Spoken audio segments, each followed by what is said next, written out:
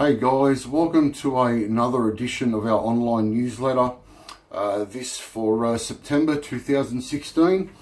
As you know, these newsletters, we usually feature a horse to follow. We go over what our yearlings are doing and of course anything coming up that may interest our owners. Now, as far as horses to follow, we'll get straight into it.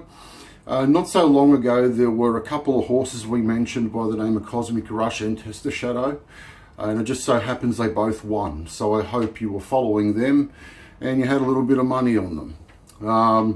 Now, without sounding like a broken record, their runs afterward, or their wins, would suggest that you keep following them. In the case of Cosmic Rush, he won his race. Then he ran a very credible fifth where he got back out of his ground. He was run off his feet early. He was not given a chance. The ride could have been better, but to his credit, he came out of nowhere to flash home for fourth or fifth.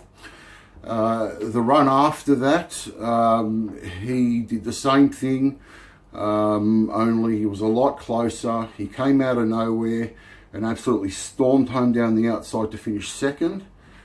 He then went to Hawkesbury. It was a pretty handy race, although there were only 6 horses in the race. It was over 1,300. He ended up closer than he usually is, so it wasn't run to suit. The ground was dry. We know he likes to sting out of the track, yet he was only a length off the winner. It was a bunch finish, 1, 2, 3 and 4, went over the line within a length of each other. So given we get a bit more rain, he steps up over 12 or 1,300 meters again, and all goes his way. Given that he can jump, settle toward the back of the field without being run off his feet. And of course, that's the whole idea of stepping him up from 1,100, so the pace isn't too much for him early on. This horse will win again. And that's the thing about Cosmic Rush. When he looks like he's going to win, he usually does, or he goes very close at least. And given his previous lead-ups, I would be very surprised that he doesn't put another one up on the board. He's building a nice little record for his owners. He's a real trier, and he's racing very, very well. The other one, and again, one we mentioned earlier on, we noted that he was resuming, was Tester Shadow. Now, he's not noted as a first up, second up horse. He usually needs a few runs to come good. However, a brilliant ride by Deanne Pena, and of course, smart thinking by trainer Gary Portelli, had Tester Shadow move up in grade and only carry 51 kilos with the claim.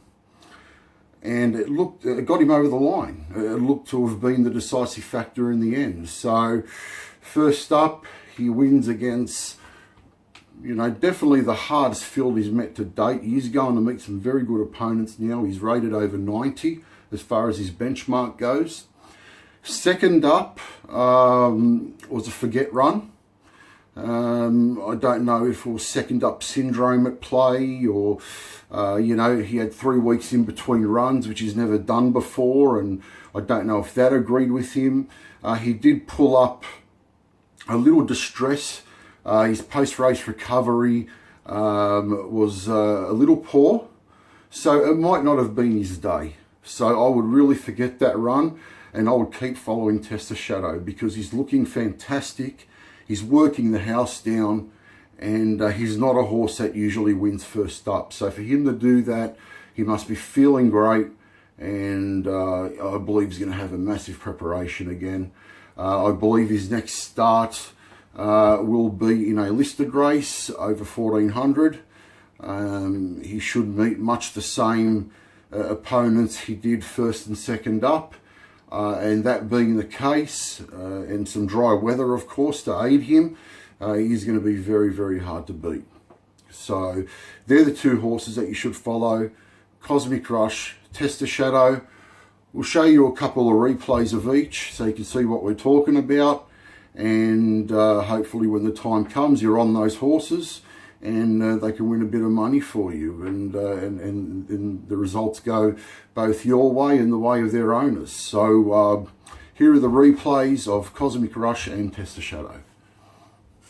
Was next, then Septimo, a length and a half to Canada Zero, and Cosmic Rush is last of all. 450 left to go. El Serastro was a narrow leader. Sweet Surprise is second, and Ain't She a Dane on the outside. Septimo about to come around them 4 deep. Opa Rose on the fence. Cosmic Rush starting a run from a long way back, and then Canada Zero into the straight. El Serastro with Ain't She a Dane looming up in the centre. Septimo on the outside now under the whip is starting to run home fairly well. Ain't She a Dane went to our Serastro. Cosmic Rush from a long way back is bursting through. Cosmic Rush, our Serastro, Ain't She a Damon, Septimo out wide. Cosmic Rush in front, and Cosmic Rush has won from either Septimo or our Serastro. Outside followed then by Bite the Meteor, who's made ground, then Global Storm, and Cosmic Rush was last. Who hit who, the leader? Somebody strode up with 300 to go to almost draw level. On the outside there was 7-10 split. Even deeper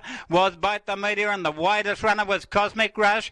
Somebody raced the lead now over who hit who. Down the outside, Cosmic Rush is getting home well, but somebody drew nicely clear over who hit who. Cosmic Rush getting home well, but somebody's going to win, and somebody first. Cosmic Rush second. Who hit who? Not a bad run for third. Photo fourth. Occasion mustering through on the fence.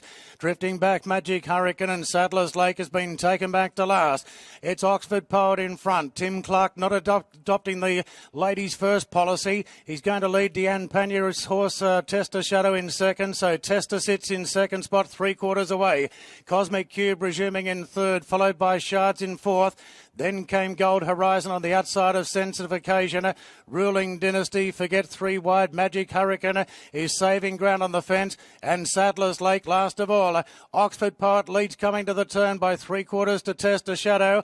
Cosmic Cube being squeezed up. Sense of Occasion railing through. And Shards is coming off heels into the straight. Oxford Poet leads from Test a Shadow. Oxford Poet a half to 3/4 on Test a Shadow, who's starting to level up now. Panya says go on, Test a Shadow. Gets its head in front from Oxford Poet. Clear from Sense of Occasion and Sadlers Lake. Test a Shadow resuming today's a neck in front from Oxford Poet. It can't pull back the margin. Test a Shadow patiently ridden outside the leader, and Test a Shadow wore down Oxford Poet for second, or the fast finishing Sadlers Lake. Not much in it for second. Then Sense of Occasion. Now, as far as new horses are concerned, we actually had a new horse trialled the other day by the name of Vincero. He's by Stratum. Of course, you know what we think about the Stratums and how much luck we've had. And it looks like we've got another smart one on our hands. This was his first time he's ever trialled, first time he's ever been around horses in this sort of situation. And he trialled with some extremely smart horses. You know, the first 4 over the line, and he was one of those 4, looked to be very, very clever individuals. So we'll show you that replay now, and he's definitely a horse I would be following in the future. He's got a lot of ability, and it looks like our luck with these Stratums may well continue through Vincero.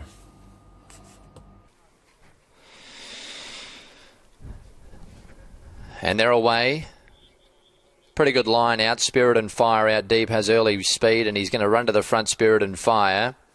Star of Darwin is handy, moving up the outside. Vincero to sit at the leader's girth. And Garrett just off the speed from Amber Isle, and Jericho is last. As they roll to the side, it's Spirit and Fire, the front runner, towing Berry along. Leads by 1 length on Vincero second, and 1 away third was Star of Darwin.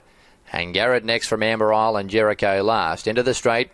And Spirit and Fire under a good hold. He's got Vincero just off the bit of shade. Behind those Star of Darwin, Jericho starts to warm up inside of Angarad. But with 100 to go, it's Spirit and Fire the leader. Jericho charging up on the rails. He's launching at the finish. Spirit and Fire in front of Jericho. And Spirit and Fire comes down to win it from Jericho. 2 pretty smart colts, 1-2 over the line there. Third in is between Vincero and also Angarad. Behind those runners was, as they pull up, Star of Darwin and Amber Isle. Well, he saw him coming, didn't he? Spirit and Fire. He felt Jericho starting to get up on the inside, and he just held him at bay. He's a lovely mover and a pretty good horse in the making. Jericho is good there, running on well for second, and third is a very close photo finish between Vincero and Angarad. A yearling update. Now, everyone's always asking about our yearlings, and of course it's exciting. Everyone's excited about these babies coming through. One to note in particular would be the in-house promotion we did. Now, as I said, we don't just pluck anything out when we're looking to do these in-house promotions. We look for the best horse possible for those conditions, because at the end of the day, this is the way we get owners back. There's nothing better than paying cost price for a horse and have it go well for you. In this case, this filly is showing a ton of ability. She's in work and getting ready for the early 2-year-old races. And Gary is just beside himself with this girl so far. Look, we all know he's not one to talk too much, but he was very outspoken about how much ability he thinks this girl has. So we are hoping that all going well, that she is as good as we all think she could be. Now, one thing to take out of that as well would be, if you were one to watch the video of her having a gallop with the Sebring colt, well, if anything, and given Gary's interview after that gallop, the colt probably went a little better than the filly. So it might be one thing for you to consider if you are looking to get into a nice horse. You know, given the reports on her, you know, he's come out and worked better than she has, or just as well as she has. So the future is indeed looking bright for him also. As you know, we have had a good run with Sebrings also. He's a great stallion, and obviously we're picking the right types, because they come out and they do very well for us. On another note, I did mention that we are going to be organising an open day soon. I have yet to cement a date and time with the stable, but rest assured that once I do, you guys will be the first to know. So we're looking to have our second open day for the year. Details to be announced shortly. Just keep an eye out on our social media pages and website. All details will be listed up there, and of course we'll let you know via email. You know, you'll get a little message soon along with your weekly updates that you get on your horses. So just take note of any messages or any information regarding the open day that gets passed on through social media or the emails. But look, we're hoping to lock a date down in the next week or so. So that's all we've got for this newsletter. Thanks very much for tuning in and listening. Hopefully we've given you a few nice horses to follow, and we'll see you next time.